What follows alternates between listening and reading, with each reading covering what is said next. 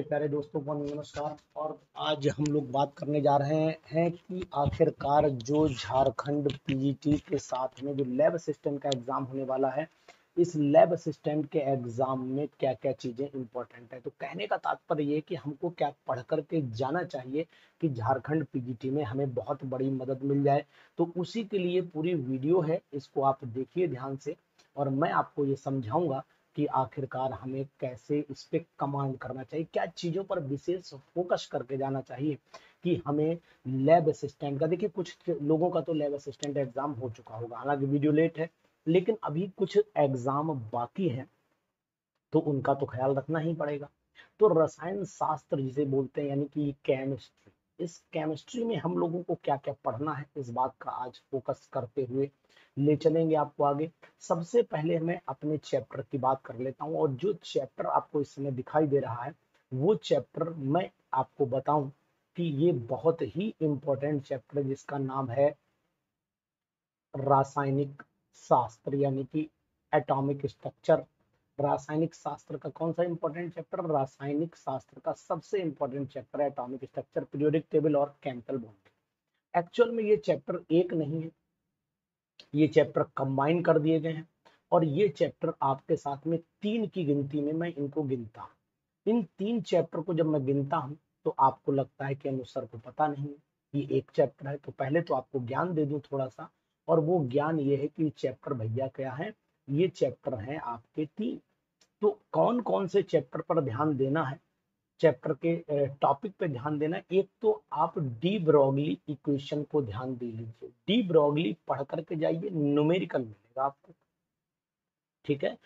इसके बाद सिग्निफिकेंस पढ़ लेना, और सिग्निफिकेंस जो पढ़ना वो साई और साई स्क्वायर की पढ़ लेना, इस बात का ध्यान दीजिएगा।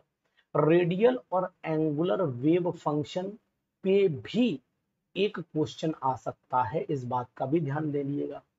और आखिर में आपको हुन्स रूल और इलेक्ट्रॉनिक कॉन्फ़िगरेशन पर 100% क्वेश्चन आएगा।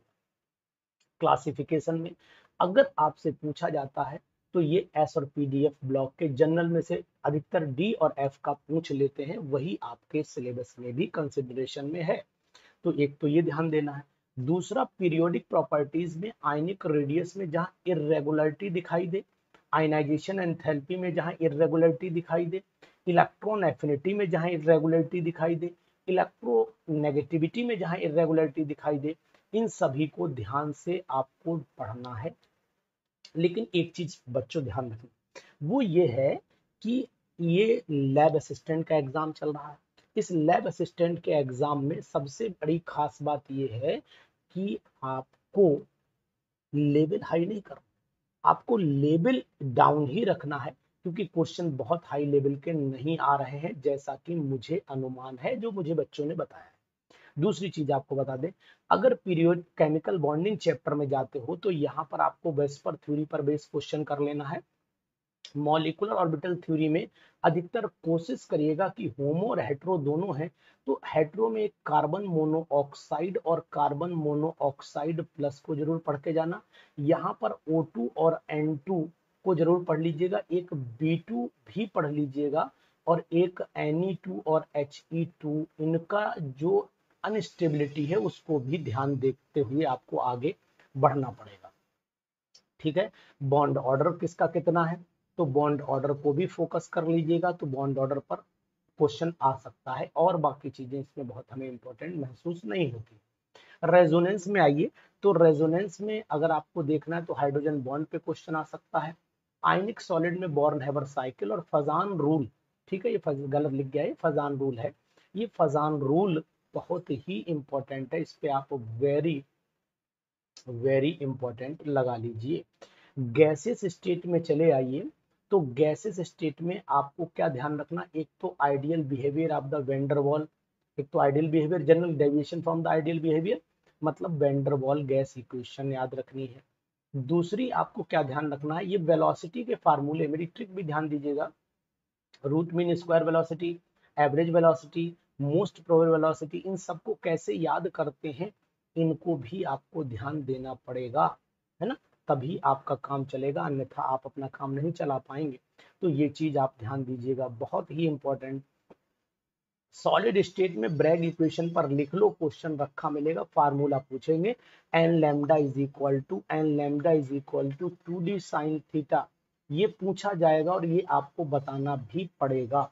ये बात आपको ध्यान दीजिएगा, बताना भी पड़ेगा, तो इसको फोकस में रखना, ठीक है। दूसरी चीज आपको बता देता हूं कि और आपको क्या याद रखना, वो मैं समझा दे रहा हूं। देखो, एक तो डिफेक्ट इन क्रिस्टल में क्वेश्चन बन सकता है, ठीक है, और सुपर कंडक्टर पर भी क्वेश्चन बन सकता है। बाकी इसमें आप सोचो बहुत कुछ पूछ लेंगे, नहीं, एक नॉर्मल न्यूमेरिकल भी आपसे पूछा जा सकता है। थर्मोडायनेमिक्स में आ जाइए, तो यहाँ पर आपको बहुत इंपॉर्टेंट है, वर्क हीट एनर्जी, इन पे बहुत खास चीज नहीं आने वाली है, लेकिन गिब्स हेल्महोल्ट्ज एनर्जी का गिब्स हेल्महोल्ट्ज फार्मूला पूछ सकते हैं, और हेस लॉ भी पूछा जाता है अधिकतर, ठीक है। और एक चीज और ध्यान रखना, लॉ ऑफ थर्मोडायनेमिक्स में फर्स्ट, सेकंड और थर्ड लॉ को पढ़ लीजिएगा फार्मूला के साथ में, इसके जो इक्वेशन है उनको भी ध्यान दे करके जाइएगा, तो आपको ये बहुत ही मददगार होगी।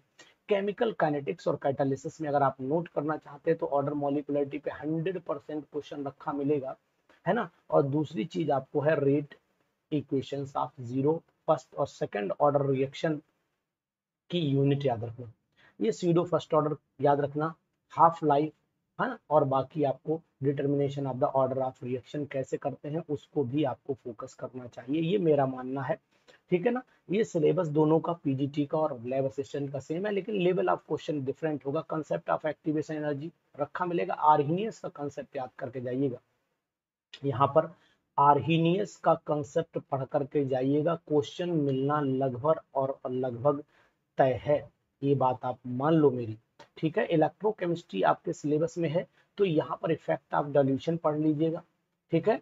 एक्सपेरिमेंटल मेथड की पढ़ने की जरूरत आपको नहीं, स्पेसिफिक इक्विवेलेंट कंडक्टेंस और मोलर कंडक्टेंस के फार्मूले भी आप पढ़ करके जाइएगा। कोलरिच लॉ पर भी न्यूमेरिकल मिल सकता है आपको, ठीक है। इसके बाद डिवाई हैकलॉन सागर थ्योरी पर बहुत बड़ा क्वेश्चन नहीं आने वाला, इक्वेशन आ सकती है क्योंकि एलिमेंट्री ट्रीटमेंट है, वैसे ही आ भी नहीं सकती, लेकिन आने का ये सिलेबस में है तो आएगी, लेकिन पेपर का लेवल इतना हाई नहीं जाएगा, ये पीजीटी में क्वेश्चन आ सकता है। गैल्वेनिक इलेक्ट्रोड पोटेंशियल में जाओ तो नस्ट इक्वेशन पर न्यूमेरिकल बिल्कुल फिक्स है।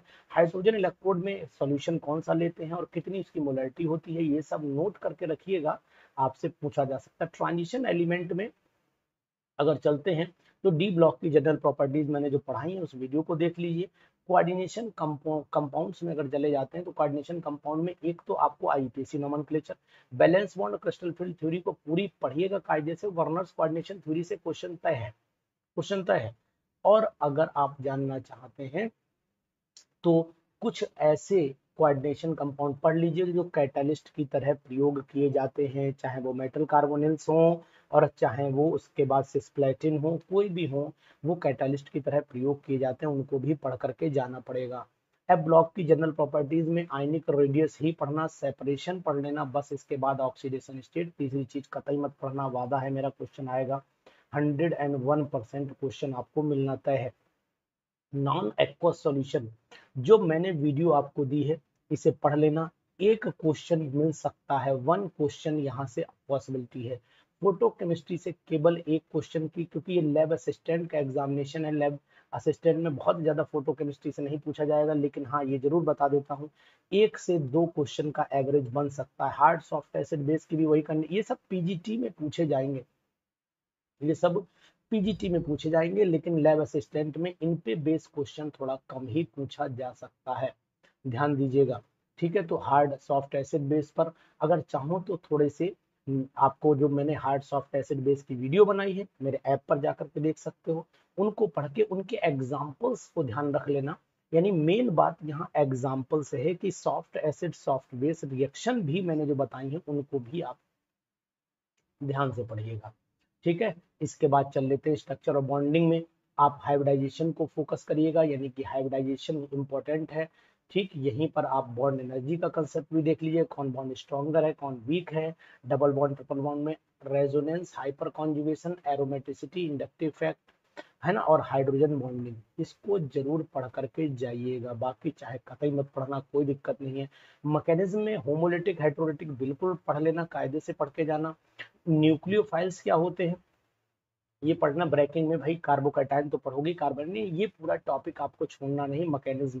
ये कम से कम 6 से 7 क्वेश्चन आपको कवरेज में लेकर के आएगा, पूरी केमिस्ट्री से 6 से 7 क्वेश्चन ले जाएगा। इसलिए एक भी टॉपिक इसका नहीं छोड़ना, 12वें वाले का एक भी टॉपिक आपको नहीं छोड़ना है, एक भी टॉपिक लीव नहीं करना है, ध्यान दीजिएगा।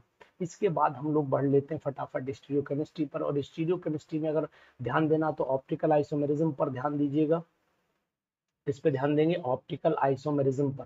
तो ऑप्टिकल आइसोमेरिज्म पर फोकस करिएगा। स्टीरियोजेनिक सेंटर क्या होता है ना, और सिमेट्री क्या होती है, ये भी एलिमेंट ऑफ सिमेट्री की पूरी बात आप पढ़ करके जाना, तब काम चलेगा। यहीं पर रिटेंशन, इन्वर्जन और डाइस्टीरियो आइसोमर्स को भी आप पढ़ लीजिएगा। तो ये सब टॉपिक आपको पढ़ करके जाना चाहिए। डाइस्टीरियो आइसोमर्स पढ़ लीजिएगा। एथ्रो और थ्रियो में भी डिफरेंस आ सकता है, जो मैंने खूब पढ़ाए हैं, ध्यान दीजिएगा। ठीक है, रिटेंशन इन्वर्जन मैंने बता ही दिया है। इसके बाद ये टॉपिक पर लिख लो इम्पोर्टेंट, यानी कि 1 से 2 क्वेश्चन का एवरेज यहाँ से मिलना तय है। ये वेरी वेरी इंपॉर्टेंट टॉपिक आपके सामने है, याद रखिए, इसको पढ़िए और फिर आगे बढ़िए, इस बात का भी ध्यान देना है। ऑर्गेनोमेटेलिक कंपाउंड्स में केवल मैग्नीशियम पढ़िएगा, जिंक और लिथियम में केवल गिलमेंस रिएजेंट याद करके चले जाना, क्वेश्चन मिल जाए।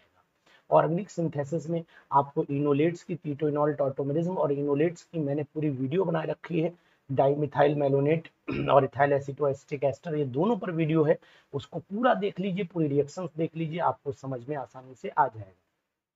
कार्बोहाइड्रेट में एनोमर्स, ईपीमर्स में डिफरेंस देखिएगा। और इंटर कन्वर्जन में आपको आमाडोराई रीअरेंजमेंट पढ़ लीजिएगा, लो से हाई पढ़ लीजिएगा। ग्लूकोज में कौन सी लिंकेज होती है, ग्लूकोसाइडिक लिंकेज होती है, इसको ध्यान से पढ़िएगा। और म्यूटा रोटेशन की मैकेनिज्म भी पढ़ करके आपको जानी चाहिए। ओसाजोन फॉर्मेशन भी देख लेना, ठीक है। तो लेवल बहुत ज्यादा हाई नहीं करना है, टाइम खराब हो जाएगा। पॉलीमर्स में चले जाइएगा तो यहाँ पर एक चीज आपको और बता देते हैं, पॉलीमेराइजेशन में जिगलर नाटा कैटालिस्ट का पॉलीमेराइजेशन, इसमें आपको फिनॉल फॉर्मेल्डिहाइड रेजिन पढ़ लेना है। और लास्ट में आपको पॉलीयूरेथेन्स पढ़ लेना है, इनको ध्यान दीजिएगा। इतने टॉपिक पढ़ करके जाइए। नेचुरल रबर, सिंथेटिक रबर में केवल एग्जांपल मैंने पूरे डाल रखे हैं, synthetic rubber, inorganic polymer, silicones, phosphazenes, nature of the bonding in triphosphazenes, ये भी आप टॉपिक ध्यान से पढ़ करके जाएंगे, इसको याद रखिएगा। दूसरी बात याद रखिएगा, एल्केन और साइक्लो एल्केन्स में एक तो कोरे भाई, एक तो वुड्स रिएक्शन है, ठीक है, और दूसरी चीज है कि कोरे हाउस रिएक्शन, कोरे हाउस रिएक्शन भी पढ़िएगा। और free radical halogenation of alkene, बस इतना पढ़ लेना। तो वेयर स्ट्रेन थ्योरी मैंने पूरी नोट्स के साथ में दी है, बिल्कुल एक एक लाइन पढ़ लेना, 100% 2 क्वेश्चन यहाँ से मिल सकते हैं। लैब असिस्टेंट का एग्जामिनेशन है, टफ नहीं होगा। एल्किन में जाना, डाइइन और एल्काइन के एग्जाम्पल केवल याद करना, यहाँ पर डिहाइड्रेशन पढ़ लेना, अल्कोहल का सेटजेफ रूल पढ़ करके चले जाना, ठीक है, सेटजेफ रूल पढ़ना। हॉफमैन्स एलिमिनेशन बहुत जरूरत नहीं पढ़ने की आपको, लेकिन खैरस इफेक्ट पढ़ लीजिएगा। हाइड्रोबोरेशन, ऑक्सीडेशन, ऑक्सीमर्क्यूरेशन, ये पढ़ लीजिएगा, ये लैब असिस्टेंट वाले। बाकी झारखंड जो पीजीटी दे रहे हैं वो तो सब पढ़ेंगे बिल्कुल, है ना। अगर सब्स्टिट्यूशन रिएक्शन में चले जाते हैं तो आपको बहुत ज्यादा नहीं पढ़ना, एसिडिक रिएक्शन ऑफ एल्काइन पढ़ लेना है, ठीक है। हाइड्रोबोरेशन, ऑक्सीडेशन, मेटल अमोनिया का पढ़ लेना है, और एक पॉलीमराइजेशन पढ़ना है, ज्यादा इसमें भी नहीं एल्काइन में पढ़ना है। एरीन्स में चले जाना तो आपको हकल्स रूल जरूर पढ़ लेना है, इसको कतई नहीं छोड़ना। फ्रीडल क्राफ्ट रिएक्शन की मैकेनिज्म भी पढ़ करके चले जाना, हो सकता है इंटरमीडिएट आपसे पूछ लिया जाए, तो ये बात ध्यान दीजिएगा। और लास्ट में आपको स्पेक्ट्रोस्कोपी का एक नजर डाल के जाना है, बहुत बड़ा क्वेश्चन इस पे आने की संभावना नहीं, खासकर एनएमआर सिग्नल निकालना देख लेना। आईआर में केवल फार्मूला देख लीजिएगा, और आईआर क्या होती है, इसमें कौन सी रेडिएशन यूज होती है, विजिबल में आती है, किसमें आती है, ये सब ध्यान दीजिएगा। और अल्ट्रावायलेट में भी वही, बाकी एम मास और ईएसआर, इनकी सभी की वीडियोस मेरे पास पड़ी हुई हैं, उनको आप देखिए ऐप पर जा करके। और यहाँ पर कैनिजारो रिएक्शन तय है, बिल्कुल तय है। पर्किन रिएक्शन 100% आना तय है। पिनाकोल, पिनाकोलोन रीअरेंजमेंट पढ़ लीजिएगा। क्लेजन कंडेंसेशन पढ़ लेना। रीमर टीमन पढ़ लीजिएगा। फ्रीडल क्राफ्ट और फ्राइज रीअरेंजमेंट, रिफॉर्मेट्सी केवल पीजीटी वाले पढ़ करके जाइएगा। इतनी रिएक्शन, एल्डोल कंडेंसेशन और पढ़ लें, इतनी रिएक्शन पढ़ते जाइए और जाइए एग्जाम दीजिए, आपका सिलेक्शन डेफिनेट होगा। और आप लैब असिस्टेंट से ऊपर निकल के भी आगे जाइएगा। और आपको लैब असिस्टेंट पे नहीं रुकना है, आपको रुकना है पीजीटी, लेकिन फिर भी एग्जाम दीजिए, अपने कॉन्फिडेंस को मेंटेन करिए, और आगे बढ़ते रहिए। अगर वीडियो अच्छी लगी हो तो जरूर कमेंट करिएगा और अपने दोस्तों को भी शेयर करें। Thank you. Have a nice day.